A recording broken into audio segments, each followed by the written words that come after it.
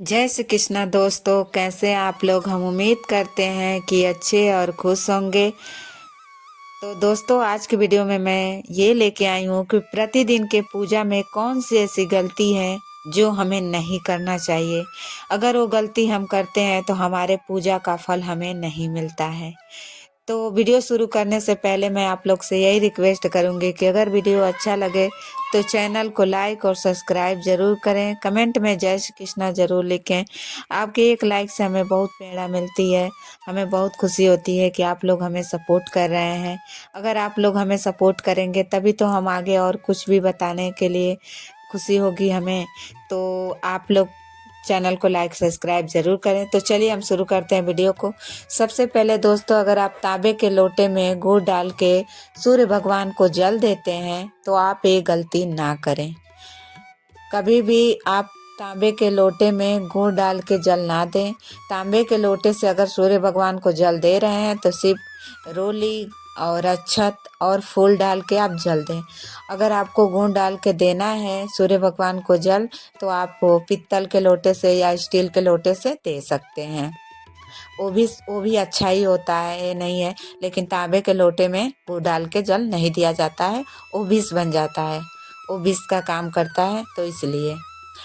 और दोस्तों, एक और बात कि आप अगर शिवलिंग पर भी जल देते हैं तो आप वो तांबे के लोटे से देते हैं तो उसमें भी गुड़ डाल के शिवलिंग पे जल ना दें।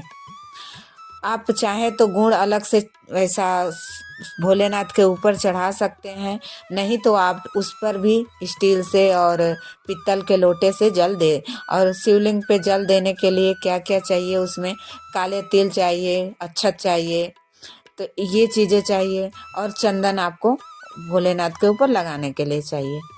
तो आप ऐसे पूजा करें, ये गलती ना करें। अगर आप लोटे में तांबे के लोटे में गुड़ डाल के देते हैं तो उसका पूजा का फल आपको नहीं मिलता है। ये बात क्लियर हो गई।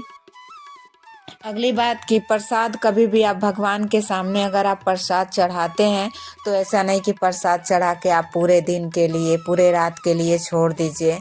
आप प्रसाद को 5 मिनट के बाद उठा लीजिए। ये भी आप गलती ना करें कि वो प्रसाद को चूहे ले जाएं, छिपकली खाएं। तो वो चीज़ें क्या होता है कि वो अच्छा नहीं होता है, वो भगवान के प्रसाद का अपमान होता है। तो हमें कभी भी प्रसाद, भगवान के भोग का अपमान नहीं करना चाहिए, उसे खुद ग्रहण करना चाहिए। अपने फैमिली में दीजिए, अपने बच्चों को दीजिए कि वो लोग खा सकें, लेकिन आप ऐसे उसको नुकसान ना करें। अगली गलती क्या है कि आप कभी भी मंदिर में भगवान के लिए जल रखते हैं तो उसे खुला करके ना रखें, उसे भी हमेशा ढक कर रखें। जो मंदिर में जल रखते हैं उसे भी आप हमेशा ढक कर रखें। और एक बात, अगली गलती क्या होती है कि मंदिर का जो जल होता है उसे आप कहीं भी इधर उधर ना फेंकें, क्योंकि पैर लगेगा। तो आप कभी भी उसे किसी पौधे में डाल दें।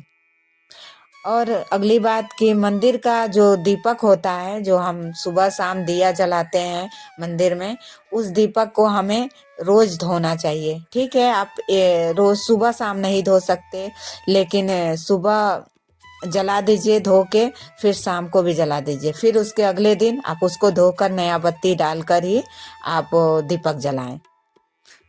ये भी बात क्लियर हो गई।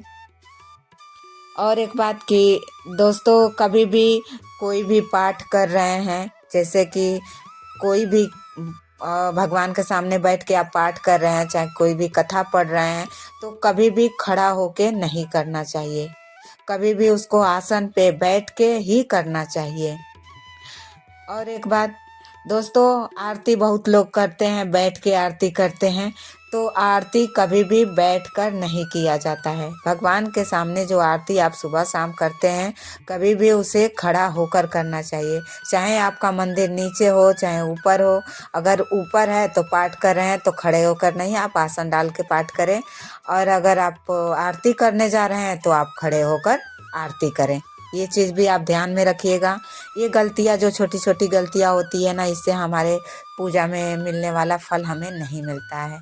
अगर आप पूजा कर रहे हैं आप और छोटी छोटी गलतियाँ होती रहेंगी तो फिर आपको पूजा करने से कोई फायदा नहीं है। और और एक बात दोस्तों, मंदिर का जो भोग लगाते हैं, भोग का बर्तन होता है जो भगवान के आगे आप भोग लगाते हैं, चाहे वो पीतल का बर्तन हो चाहे स्टील का बर्तन हो, जो भी हो, उसे सुबह शाम जल वाला और भोग वाला बर्तन सुबह शाम दोनों टाइम धोना चाहिए। जैसे आप अपनी बर्तन साफ करके भोजन करते हैं, वैसे भगवान के भोग का भी बर्तन सुबह शाम धोना चाहिए। ये गलती आप ना करें।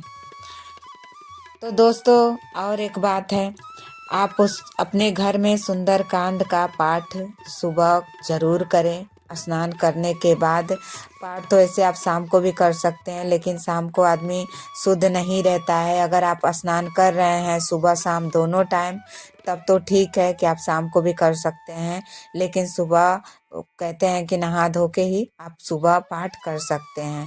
अगर आप सुंदरकांड का पाठ नहीं कर पा रहे हैं, वो आपके पास नहीं है, तो आप हनुमान चालीसा का भी पाठ कर सकते हैं। और ये ज़रूरी नहीं है कि आपके पास टाइम नहीं है तो आप रोज़ ही पाठ करेंगे। आपको मंगलवार और शनिवार को अगर टाइम मिलता है तो वो भी, जितना आप सुंदरकांड का पाठ ज़रूरी नहीं कि आप पूरा ही पढ़ेंगे, आप जितना पढ़ पाते हैं उतना पढ़ें, फिर उसके अगले दिन वहीं से शुरू करें। ये हो गई बात क्लियर। दोस्तों आपसे फिर एक बार रिक्वेस्ट करूंगी, अगर वीडियो में कुछ आपके लाभ का मिला हो, मैं जानती हूँ कि कुछ तो आपको समझ में आया होगा, कुछ गलतियाँ होगी जो हर इंसान से होती है। अगर इस वीडियो में आपके कुछ लाइक मिला होगा तो चैनल को लाइक और सब्सक्राइब किए बिना मत जाइएगा। मेरे लिए ना सही, मेरे कान्हा के लिए तो कर ही सकते हैं। तो चलिए आज का वीडियो यहीं समाप्त करती हूँ, मिलती हूँ अगले नए वीडियो के साथ। जय श्री कृष्णा।